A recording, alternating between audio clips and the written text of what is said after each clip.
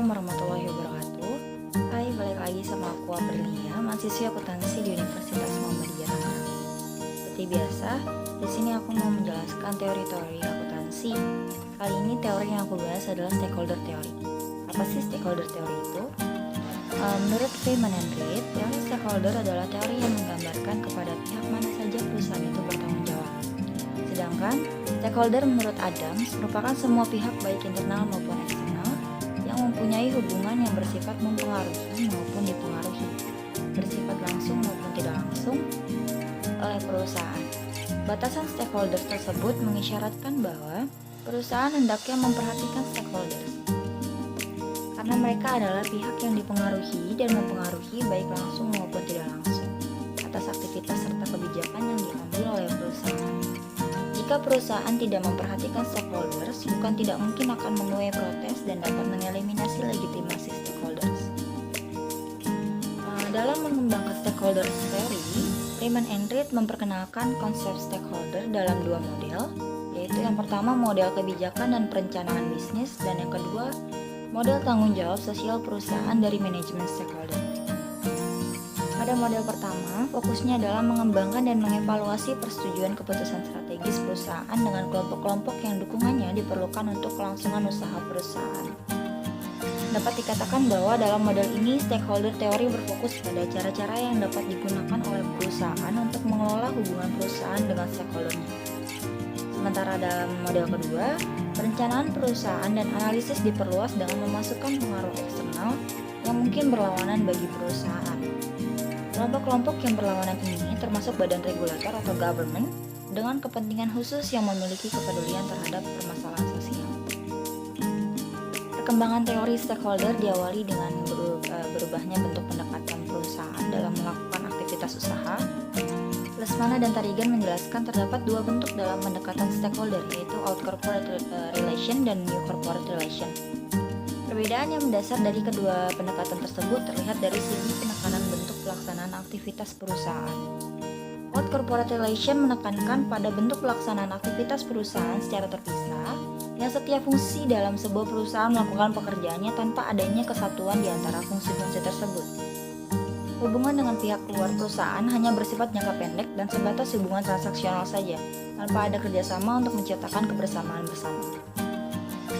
Pendekatan yang memunculkan banyak konflik bagi perusahaan dikarenakan perusahaan secara tidak langsung memisahkan diri dengan para stakeholder, baik yang berasal dari dalam perusahaan maupun di luar perusahaan. Pendekatan New Corporate Relation menitik beratkan pada kolaborasi antara perusahaan dengan seluruh stakeholdernya. Hubungan perusahaan dengan internal stakeholder dibangun berdasarkan konsep kebermanfaatan bersama, sedangkan hubungan dengan stakeholder di luar perusahaan bersifat fungsional yang bertumbuh pada kemitraan. Sehingga dapat dikatakan bahwa pendekatan New Corporate Relation mengeliminasi jarak di antara para stakeholder perusahaan.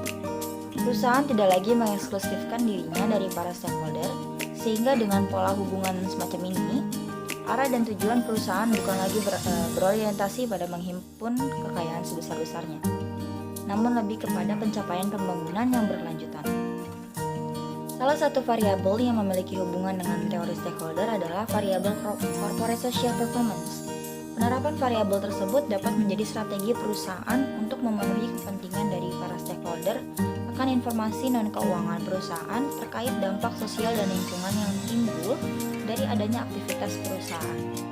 Semakin baik penerapan corporate social performance oleh perusahaan akan membuat stakeholder memberikan dukungan penuh kepada perusahaan atas segala aktivitasnya yang bertujuan untuk meningkatkan kinerja dan mencapai laba yang diharapkan, dan juga meningkatkan kesejahteraan bagi karyawan, pelanggan, dan masyarakat lokal. Sehingga diharapkan terjalin hubungan yang baik antara perusahaan dengan lingkungan sekitar. Selain itu, teori stakeholder juga memiliki keterkaitan dengan variabel knowledge management. Pengelolaan sumber daya perusahaan juga dianggap perlu untuk meningkatkan efisiensi dan efektivitas perusahaan. Salah satunya pengetahuan yang kini dipandang sebagai sumber daya strategis utama untuk kelangsungan hidup perusahaan. Penerapan knowledge management atau manajemen pengetahuan merupakan salah satu cara perusahaan untuk menghadapi persaingan dan tuntutan yang semakin tinggi. Pengetahuan merupakan aset yang harus dimanfaatkan oleh perusahaan guna mencapai kepentingan perusahaan dan para stakeholder.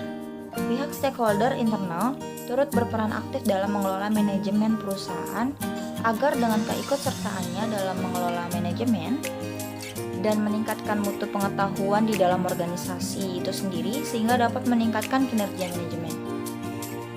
Dengan meningkatnya kinerja manajemen akan mempengaruhi stakeholder eksternal sehingga stakeholder eksternal yakin bahwa perusahaan tersebut bisa bersaing dalam era globalisasi seperti saat ini serta dapat tercapainya tujuan perusahaan.